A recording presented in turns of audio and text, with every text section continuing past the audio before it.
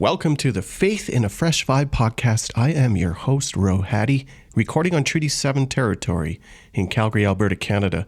This is also Métis Region 3, final episode of Season 10. Faith in a Fresh Vibe is a podcast on decolonizing and deconstructing Christianity, and Season 10 is a season on authors and their new books. Get ready to jump. 1, 2...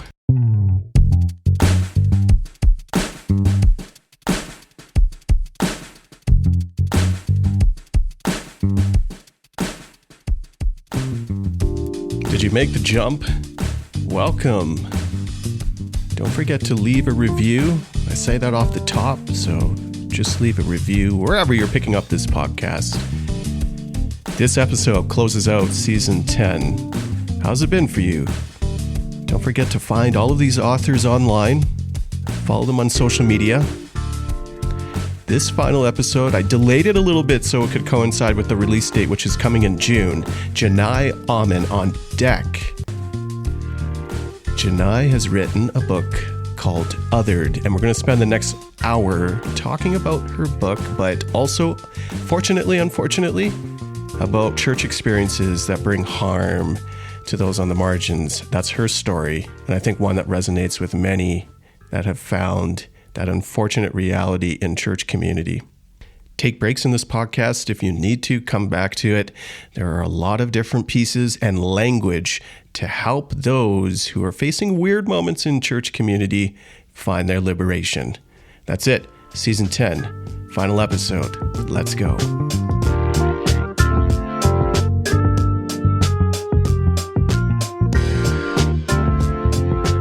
Jenai, welcome to the Faith in the Fresh Vibe podcast.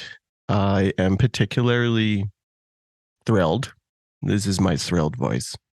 I'm particularly thrilled to have you on this show to talk about your forthcoming book, your debut book. Ooh, debut book. But I think it's really neat. I don't know if I've mentioned this to you before. I think we have similar styles of writing. Do we? I think so too. I enjoyed this book. I'm almost done. Now I'm like even more excited for the next books that you write, because it's like I want to see the expertise expand in your writing so you can chart the path of where I should go. So welcome. Thank you. We're going to talk about your book, Othered. But before we do that, I ask all the guests to situate themselves on the lands on which their feet are touching. So name the traditional lands and then get to know you a little bit about where you're situated, but also who are your people? Who are you? So Jenai, where are you right now? Yeah, so I am in Houston, which is traditionally the lands of the Cohiltecan and Sana Native Americans. Like there's some overlap between the territories, but yeah, Cohiltecan. I always wonder if I messed that up. Cohiltecan.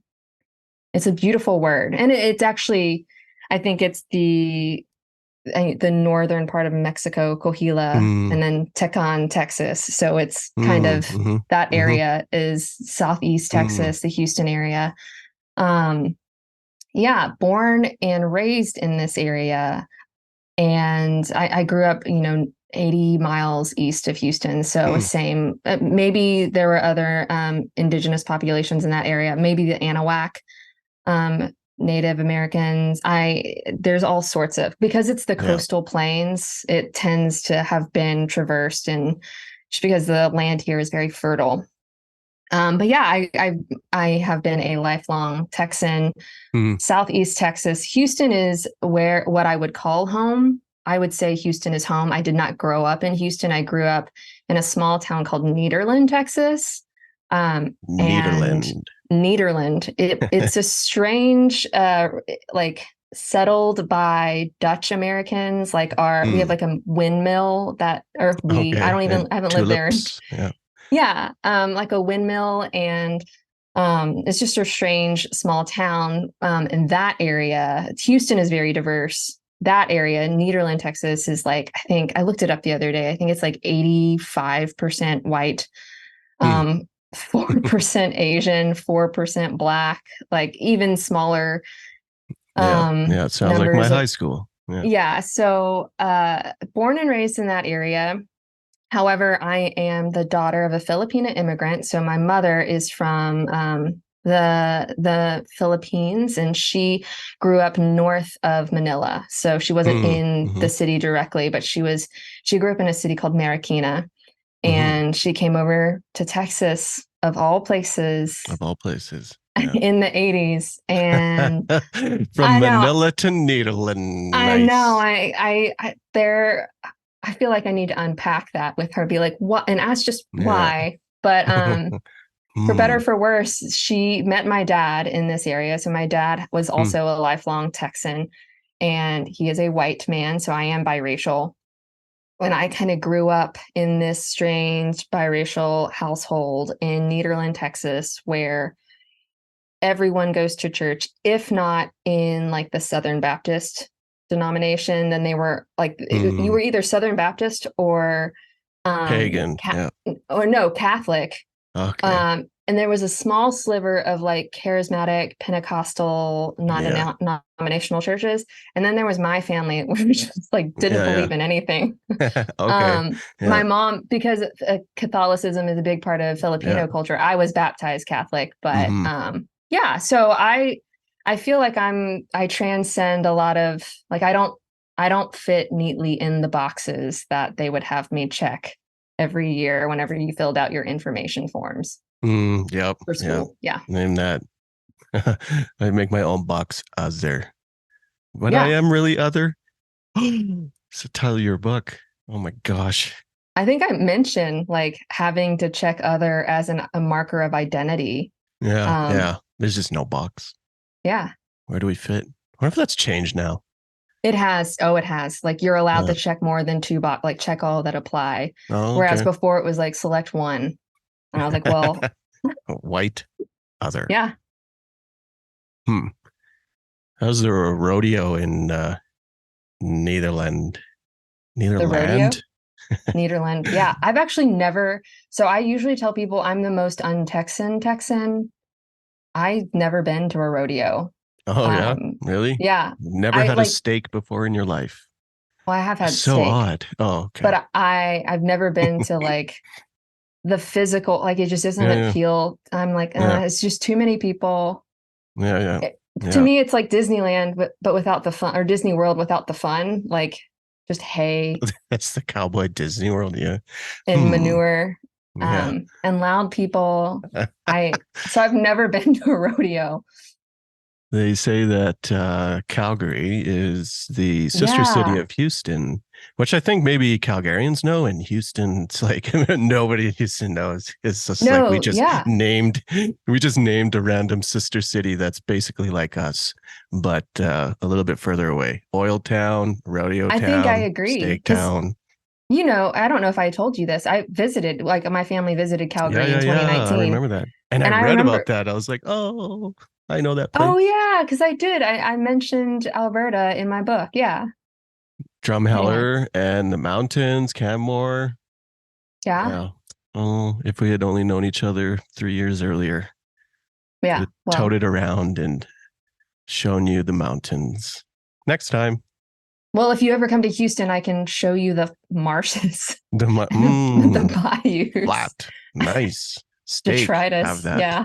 I've heard the food is very good in Houston. At least that's what all the Oh food yeah, shows tell me. yeah. So We'll that feed would be it. you. I like feed. Yeah, Well, we just went off the rails with Houston. I know. We like.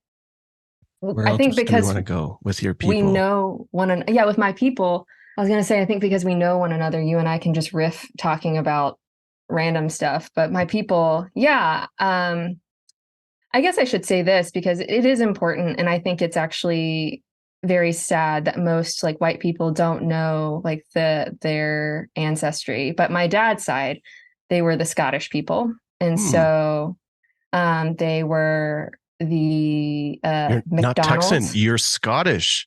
I'm Scottish. Woo, Scottish So I'm Filipino. Scottish Filipina, Wow. which is like That's a both pretty island neat people. mix. Yeah. So I get my Island freckles. people. Yeah, they're both island people. Are we calling Scotland an island? Okay, okay, okay. Well, it's a part of an island. We are island people. We have that in common too. So I always tell Oh people, boy. I say like the Philippines, we're Asian, but Yeah, yeah. we're like jungle Asian, like we're island Asian. It's kind You're of like different than, the Texas of Asia. well, yeah, actually, I think it was a comedian, Joe Coy, who said, Philippines is like the Mexico of Asia. Okay. But it's Okay. totally true because so the Philippines, That's true. Yeah. they were colonized by Spain and, have endured a lot of like conquest where they had to Hmm. fight for their own land by multiple people. So sometimes when I speak of colonization, I not only think about colonization within the Western context, but I'm trying to navigate what that means from like Yeah. a perspective where I am a descendant of people Yeah. who have been colonized on their own homeland. But Yeah. it's Yeah. Yeah. totally not, I'm not indigenous to Yeah. But you America. carry that story. You carry that DNA. Yeah, my indigenous people. Yeah. Yeah. How do you hold that? Well, that's I've been toying with that book idea. How do we hold Yeah. that as being displaced people? But what if you're displaced upon displaced upon displaced? Like what where do you search or find yourself and your people?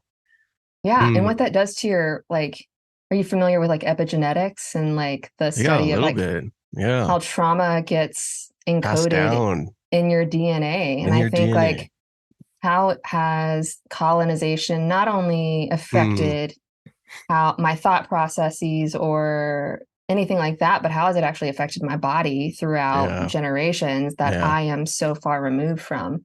Yeah. And I Yeah. don't know. I really Yeah. don't know. Yeah. It's good to name that because I didn't have the language for that kind of stuff. And I only briefly cursory look at it in my book to name like, oh, so in what way did the internment camps imprint on me in some obviously negative way? In what way, and then go further back, has the displacement of my people from India and then me out of Trinidad, like how does that imprint on me? And I don't know, but it could explain all this rage hall I have in me. I just can't live without Rage Hall.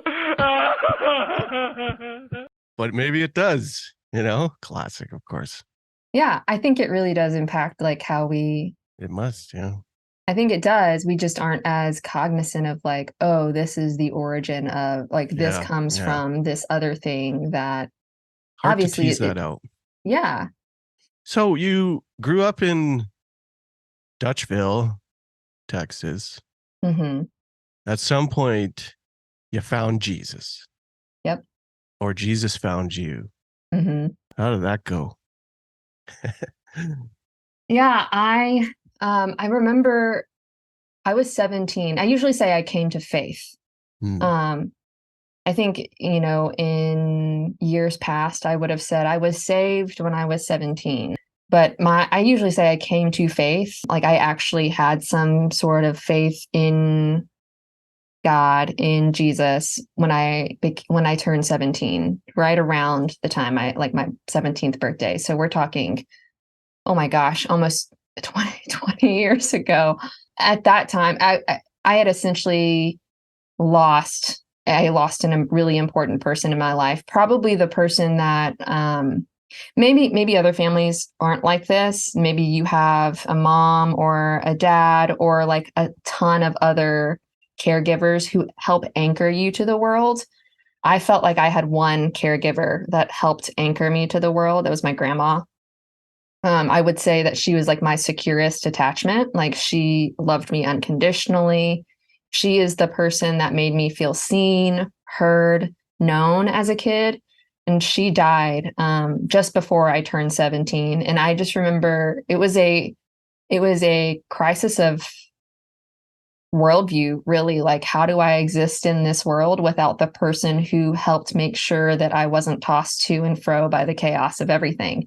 And by the chaos of everything, I mean like, growing up and having I love both my parents, but we had a very unstable household. And I lost the person who gave me a sense of stability, and I didn't know what to do. But I do remember, like, she was a churchgoer. I will have to admit, like, her theology at the, around the time that she was taking me to church with her and my theology now are widely different. Like, there are probably things that I do not adhere to or hold to, but I know that she was a person of love. And so when she died and I could no longer just ride my bike to her house to whenever things got hard. So I literally got into my tiny red car and drove to church one Sunday morning because I thought, like, she's taken me here. And I was looking for a place to go to when no place existed. And so it's kind of like, well, what do I grasp for whenever everything that you previously grasped for was taken away from you? And so church and community, and I essentially thought, like, church and community, those are the doorways to goodness. I didn't really see them as goodness in and of themselves. I thought they promise goodness and I'll see what that is. I later learned that, Jesus isn't only the way to a better life. Like, he is a part of the good life. And I think I have now made that distinction, but I didn't make that distinction in the beginning. I was just kind of searching for some sort of amorphous goodness. And it eventually took shape in the person of Jesus. So, did you start in evangelicalism at 17? Was that sort of the tradition, that the water that you immersed yourself in?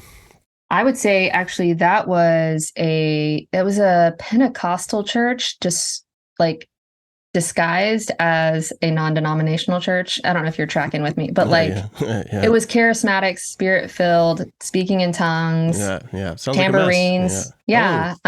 Tambourines with the little flags on them. Nice. Yeah, like it was tassels. That's it. Yeah, very triumphalistic. Very I like kind of shudder to say this because this critique was a critique that my, later church would critique. They would say, like, it was a very prosperity gospel driven church. So I was saved into, you just believe enough or do enough, then you will be given enough. He's the money. And nice.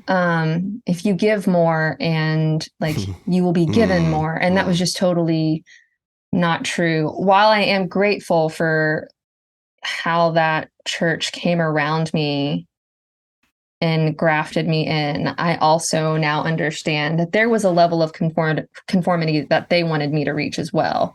I just wasn't there long enough for them to hurt me. I ended up, getting married and moving somewhere else. And so I have no doubt that... Yeah, they would have got you. I mean, actually, you know what? I spoke too soon. They did get me at one point. I just remember one time I was yelled at. I forget. I always forget the times I get yelled at. I remember I was dating. I was remembering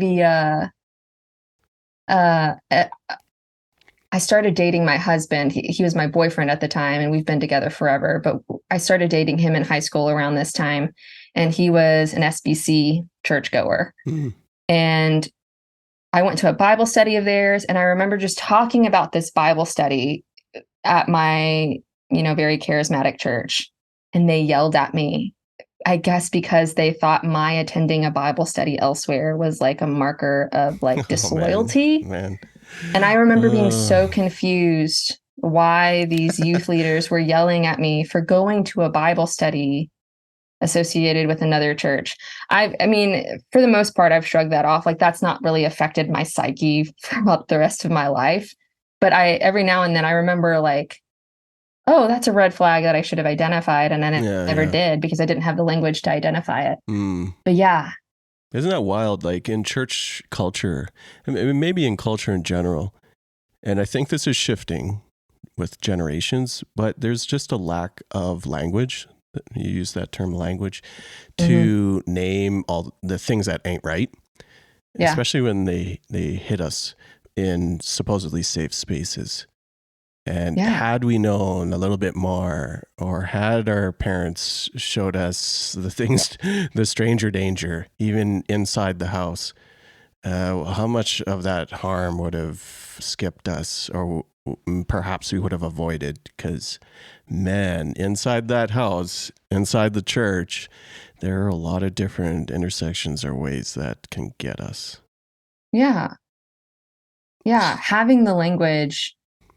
And that's one reason why when I was searching for a title for the book, it started out as a book on, and I think it still is, on religious trauma. But I thought, like, there are so many different, like, ways in which people experience this that like, and sometimes trauma or abuse are really hard words to reach for. Like, we don't yet give ourselves permission to use such language. And I thought, right off the bat, I thought maybe othered is a bridge to understanding the ways that if you can't reach for betrayal or abuse in light of, like, naming your experience, then can you at least reach for the word othered and maybe see the ways in which, abuse, betrayal has at minimum othered you and scapegoated you from a place of belonging.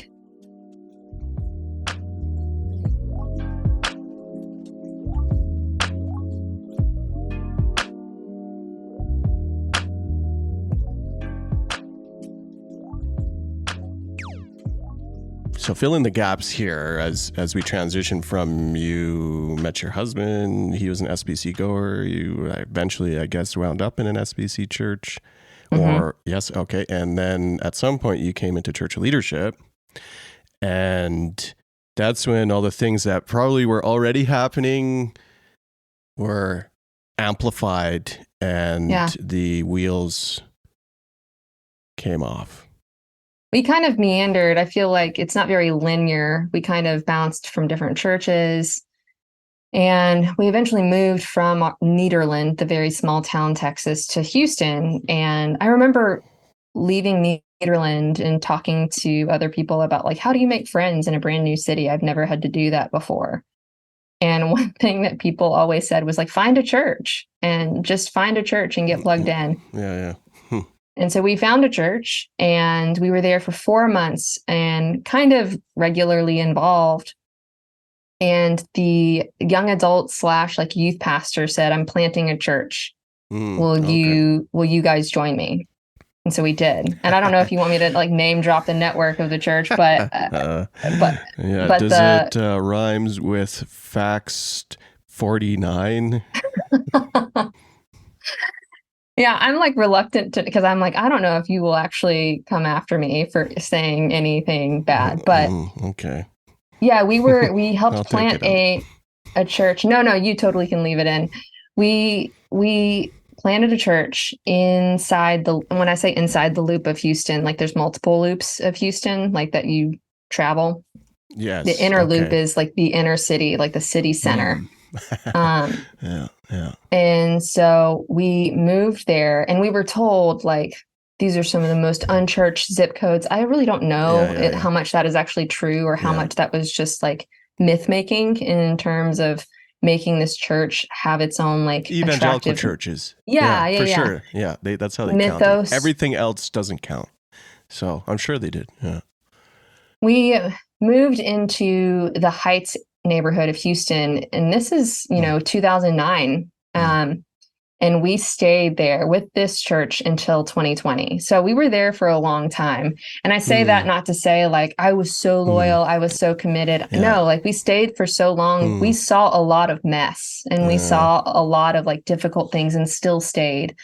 But then, eventually coming only into church leadership, because we had been leaders I was ordained as a deacon in the church years ago.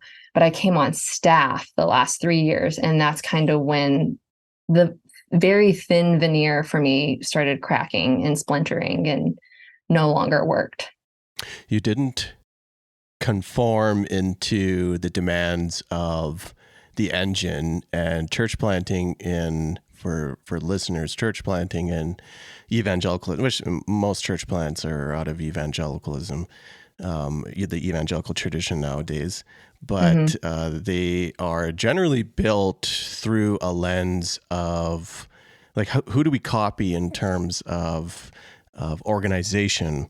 And it's not church function, it's a corporate function. And so they sort of Mm-hmm. copy themselves off of business growth models or Yes. leadership. You say there's no discipleship summit, there's a leadership summit. It's leadership, Mm-hmm. this and that, and build leaders, build volunteers to connect into the cog of the organization and the machine.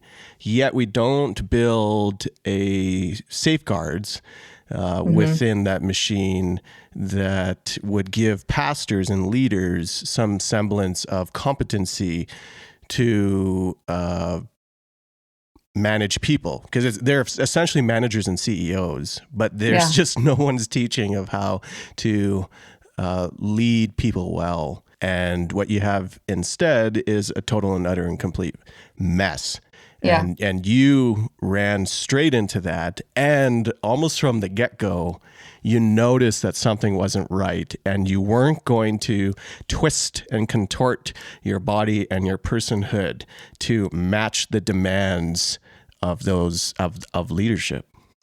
Yeah. Well, I would say in the beginning, I started like twisting and contorting, thinking, okay, this is normal. Like, this is what you want me to do. We're being yelled at and no one else is saying anything. So I look wrong for speaking up and asking why I'm being yelled at. So I guess you want me to be quiet. So I did to some Yeah. degree twist and contort, which I would say is like I betrayed myself in my body, and what my body was telling me wasn't right in so many instances until I could not do it anymore. Yeah. And like they wanted for our unity to flourish, quote unquote flourish. I had to be disconnected and disjointed internally. Like their corporate unity depended on my internal breakdown and internal fractures. And so I just couldn't do it anymore. Dang.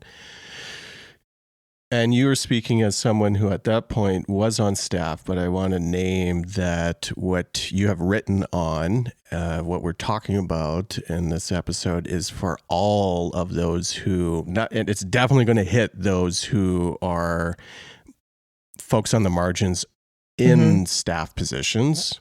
And it could be women in the church and predominantly patriarchal culture. But it could be anyone in leadership. It could be anyone in the congregation, but certainly something that leaders have often encountered. And you are now naming all the things that ain't right to offer language to those who are like, man, something in my body is not clicking here. You start your book by doing just that, offering language and naming, giving people permission to believe that what they're facing and what they're incurring on their bodies is real, and that they can call that out. And you said that that was sort of fracturing for yourself, and it started as a fracturing, that you were betraying your own self, but then you started to find voice. I start the book by naming and giving language because I use that language throughout. And abuse or trauma can mean so many different things to people. But like I said, they're really hard to reach for whenever you've like been kind of conditioned to not see those things. And so I would say once I had language for what had happened to me, I mean, I was able to kind of clear the cloud and the smog of gaslighting and of like the amount of self-betrayal and self-denial. Like I was able to find like empowerment. That was one thing I like was never really encouraged in, was to empowered to use my voice.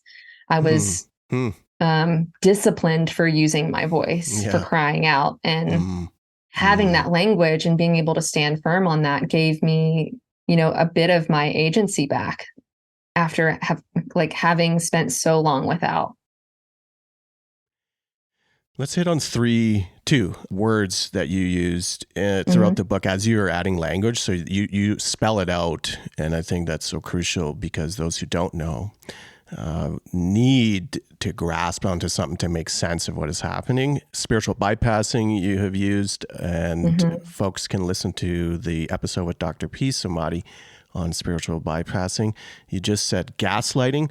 Would you give us a quick synopsis of gaslighting in general? It doesn't have to be through your experience, but gaslighting, and also you bring in a core acronym of DARVO. Yeah. I think so gaslighting comes from, I think it was an old movie, and if people Google it, they can find it, but it was essentially like a woman in a like toxic relationship, or maybe I'm having it backwards, as a man, but I'm almost certain it was a woman. Like gaslighting in that instance was actually gas lights that were kind of dimming and so gaslighting comes from this movie with this like really abusive relationship. But now gaslighting means that like we question our own, like we have someone in our life who benefits from us continually questioning our reality, meaning they're trying to get you to question yourself rather than questioning them. Because if they can get you to question yourself, then their behavior or their actions can go unnoticed or unpunished, or whatever they can freely move in the world because you are no longer able to name the ways in which they are abusing you or hurting you or harming you. Questioning your reality and perception of your reality. Yeah.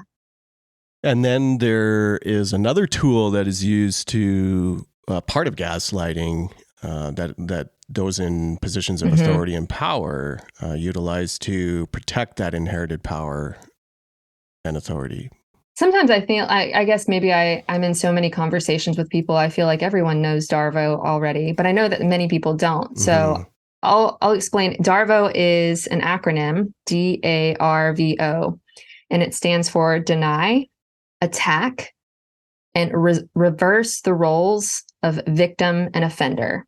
And it was coined by a researcher, Dr. Jennifer Freud, and her book, Blind to Betrayal, is really good. And I think she speaks of it there, but you can Google DARVO and come on her site and see like all sorts of resources she has. But essentially, whenever someone who's been hurt or harmed by another person, if they bring their accusation forward and say, so-and-so hurt me, many times to escape punishment, the offender will deny the accusation, attack the person who brought the accusation to everyone, and then try to reverse the roles of victim and offender, meaning the person who was the victim has now become the offender through clever language and reframing of the whole situation.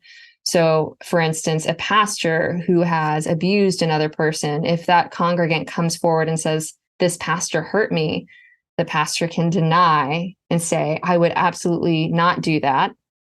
They will attack the victim, saying this person's emotional or hysterical or crazy, and then reverse the roles of victim and offender. They might say, this person is just persecuting me because they don't want me to be, or they want me to be a pastor in such a way. Like they will use any sort of language to justify the fact that this victim just said, this man abused me or this woman abused me. I don't want to segregate, it's possible by everyone, but it's really nefarious because then all the bystanders around them who are listening to this back and forth and he said, she said, don't know what to believe because the pastor will use grace language or gossip language. They're just gossiping.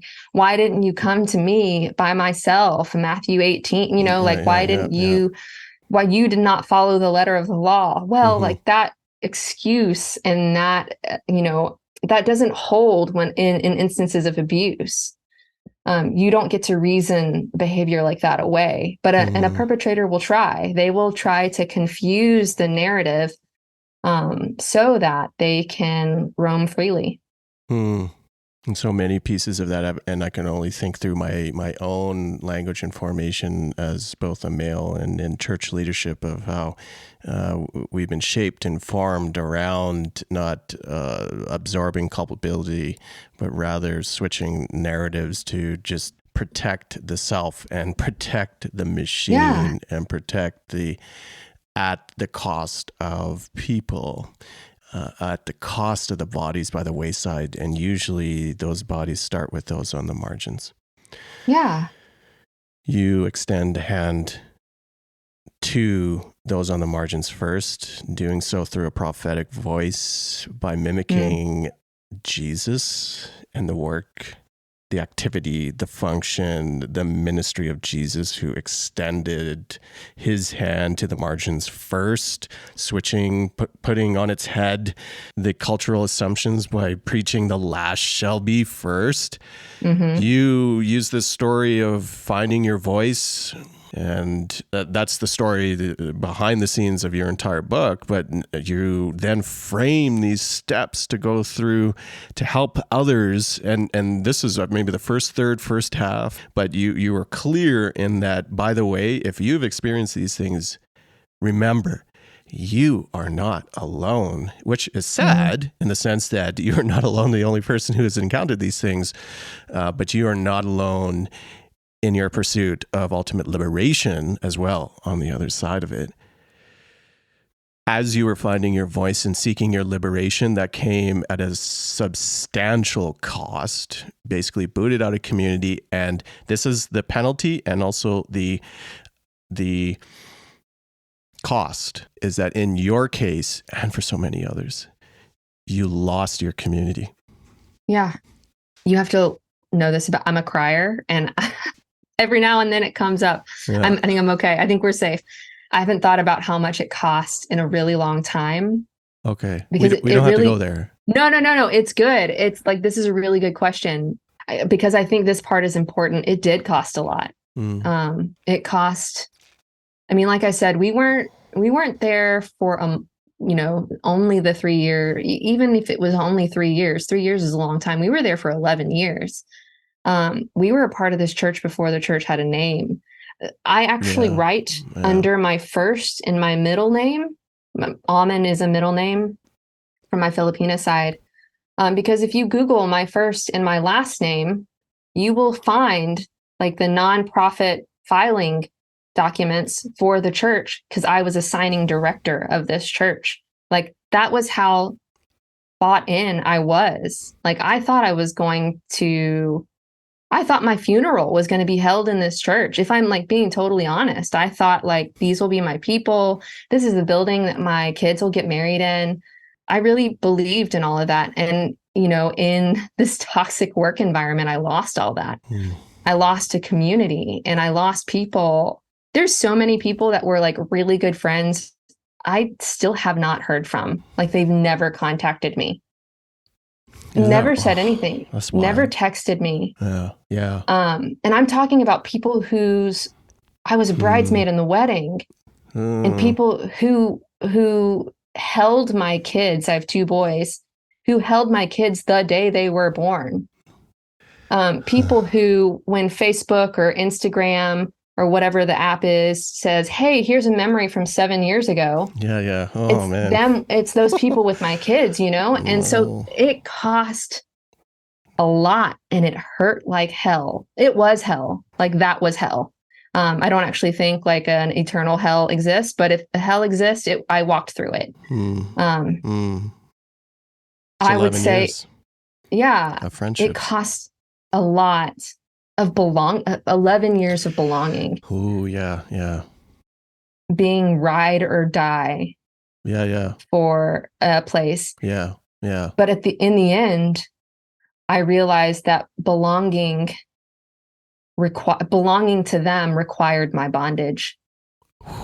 And I this is where I get emotional, because it's true. They wanted me in bondage. Yeah. They wanted me to, continue to perpetuate the narrative that they were sharing. And I couldn't do that anymore. Like, for a semblance of institutional integrity, they required that my integrity be broken.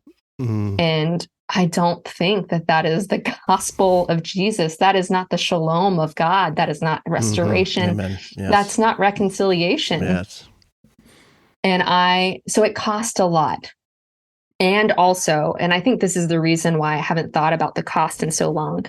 I'm so glad I walked through it. I walked through all of that, because if my brothers and pastors had not done what they did to me, I would still be there. I would still be in bondage. And I might be one of the members of the church who was not contacting some other person that was scapegoated, or, you know what I mean? Like I wanted to belong so badly, and I think I would still be there. I actually had an opportunity to tell one of the pastors, like my brother, that, and when I say pastor, like these guys were my age. Like the pastor I just had coffee with this last summer, he's a year older than me. So it's not like I'm talking to 60, like these are really brothers. Some of them I was closer to more than others, but I told him, I don't condone the ways in which you treated me, and I would hope that I would never do anything like that to another human being. But it took, like, for me to leave, for me to be liberated, I think I needed to die in the ways that I had to die to belonging in that church, so that I could, for me to be resurrected, to live into resurrection, I needed to die to life in that church.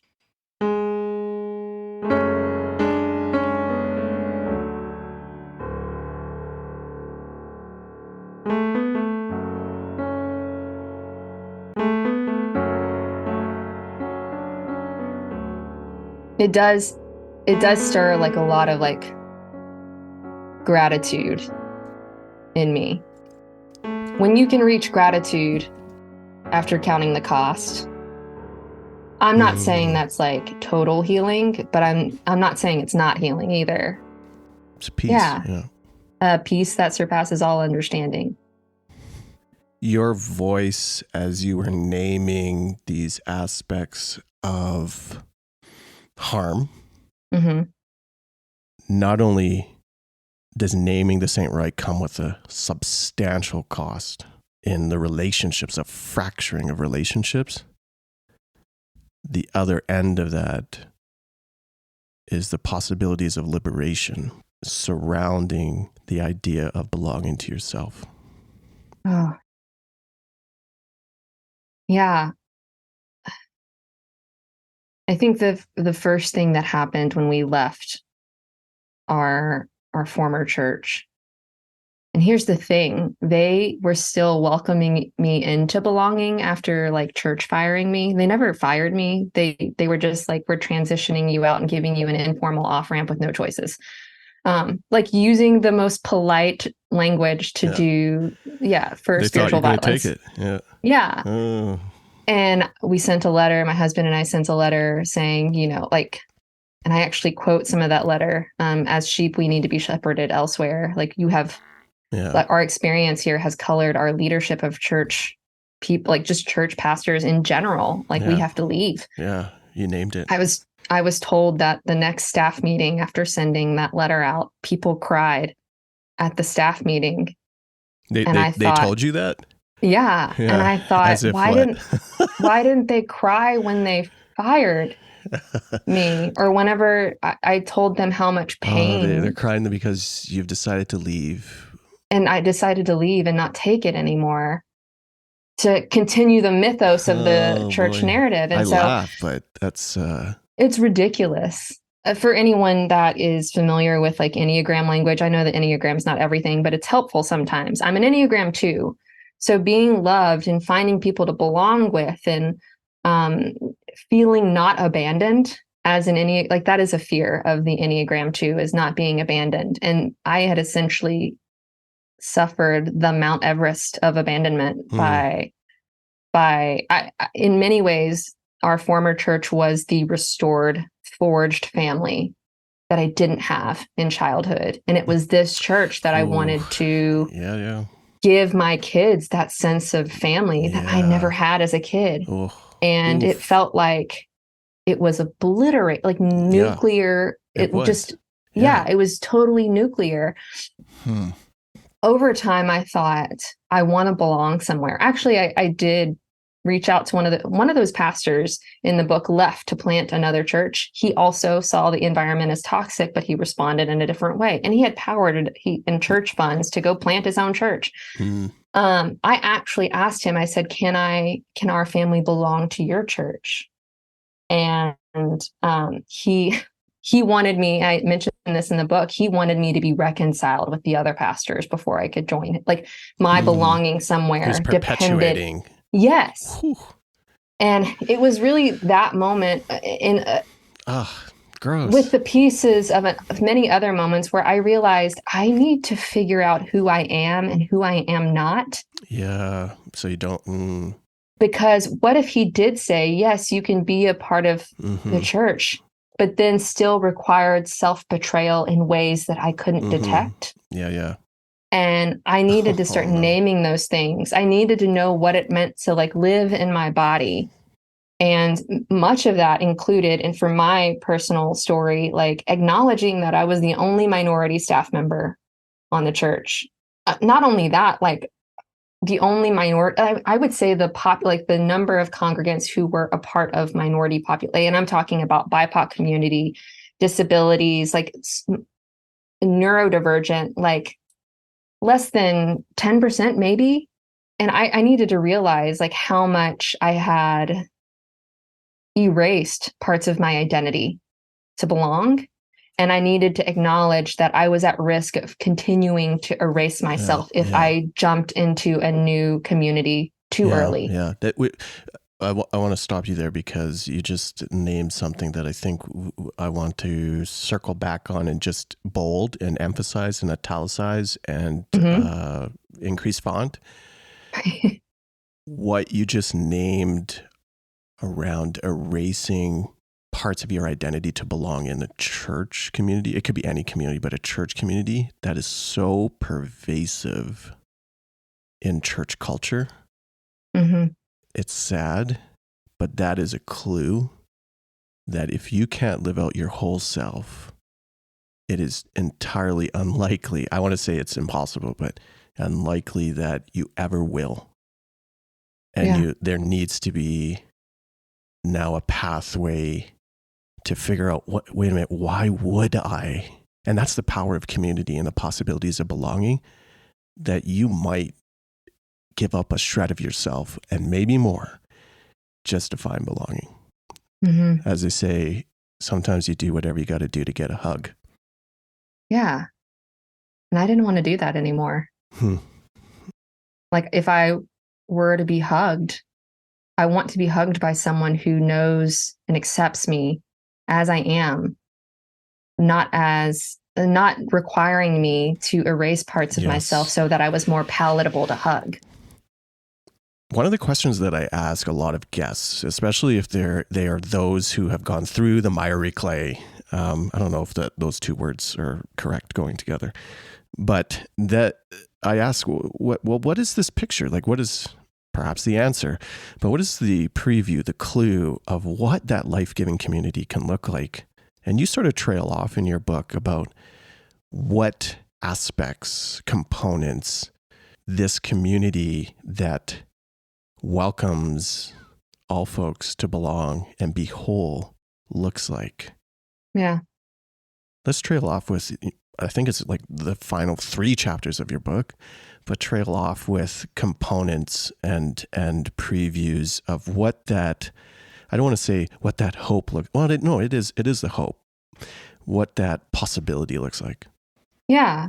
Oh, I'm glad you said kind of like the community. I never thought about, and I would, if somebody would have asked me before, I would have said, I don't talk about community or like forging a community, but I really do. There are certainly components there. Yeah. The last 3 chapters shift into like healing, or like not only healing, like when you've healed, when you've gone through, when you've started to use your voice and when you've navigated the wilderness, what does it look like to then like move forward. Othered is a word that it's so funny. When I was pitching the book, they were like, isn't it a little, negative? And I thought I was going to have to fight for it to be the title of the book. And I thought, yeah, maybe it's negative to other people, but I actually think that there is a blessing to our otherness. Yeah. And that's the wilderness chapter. Oh, we don't have time for the wilderness chapter. You and I can talk about, we can just have a whole wilderness like podcast episode if you want. But let's just call the podcast The Wilderness. But we like, made it.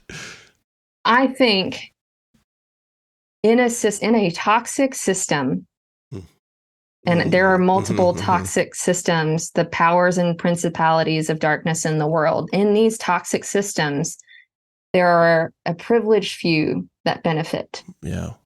So those who tend to not benefit from the system are the marginalized.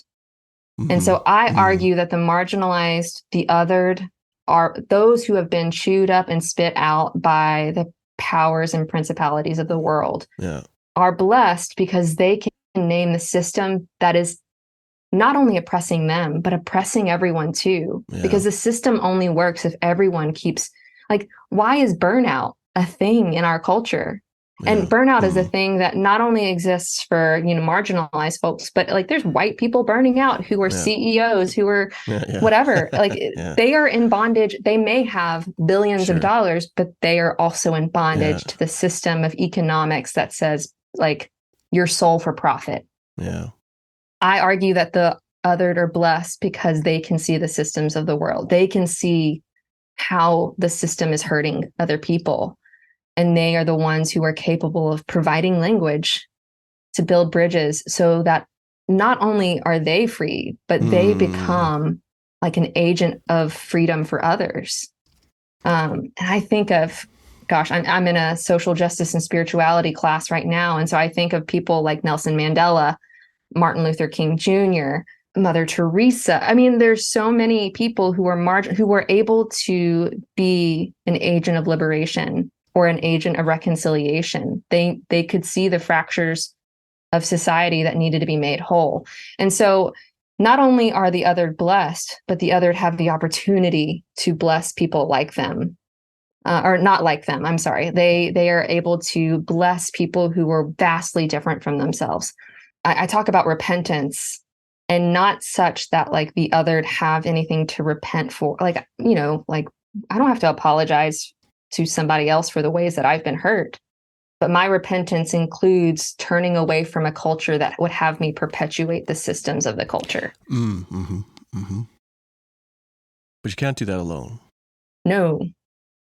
So I had to find and forge community in different ways through a lot of online friendships. Yeah. And realizing like people who existed outside, who weren't benefiting from systems. I had to find those people to kind of, and like read those stories in scripture to have language to put that into my life. And only after navigating like these components of like living as othered in the best, I think the othered are beautiful. I think weirdos, freaks, people on the margins, people who see things from a different angle, I think they are kind of the gilded gold. If you're familiar with kintsugi, like the art of broken pottery, the gold, the gold is not a part of the overall system of the pottery. It's a weird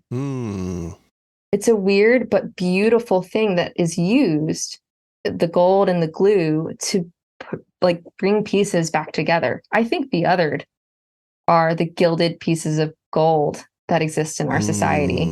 Yes. Oh, what a metaphor to produce a new beautiful thing. Yeah. And that is bringing heaven on earth, if in shadows now, but like in fullness later. Like now we see in part and then we shall see fully. And I think the othered actually have the language and the ability to be able to do that and name that. Like they are able to see the abiding love of Jesus, who loved people on the margins, the lepers, the weirdos, the the unclean, the unsaved. And in the end, I was reluctant to talk about forgiveness. Because that's in the book. Yeah. That's the Because get out jail free card. Yeah. In the end, I was able to forgive my pastors, not trust them. We are no longer in a trusted relationship where they can betray me again or even exert power over me. There's a boundary there and I'm not crossing it.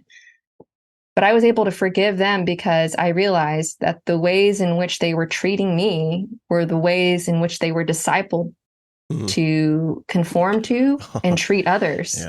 The system had already chewed them down. Maybe it hadn't spit them out, but it had chewed them down into bite-sized morsels, and they were willingly conformed. Yeah. I think that there is a beauty in not being willing to conform. And while it hurt like hell to be chewed up and spit out, it brought a peace, a liberation, a goodness. I now have a much more comprehensive, holistic idea of goodness that I think is offered to everyone in God. And it's no longer limited only to those who conform to same. That you were able to come to the place that you're at right now, perhaps miraculous, but a miracle that I think all folks who are incurring or have incurred the magnitude yet typical harm that is found in the toxicity of church leadership and church community structures, you preview the possibilities that liberation is within grasp. Mm-hmm. It's there and you can touch it and grasp it. And it comes with this cost, unfortunately.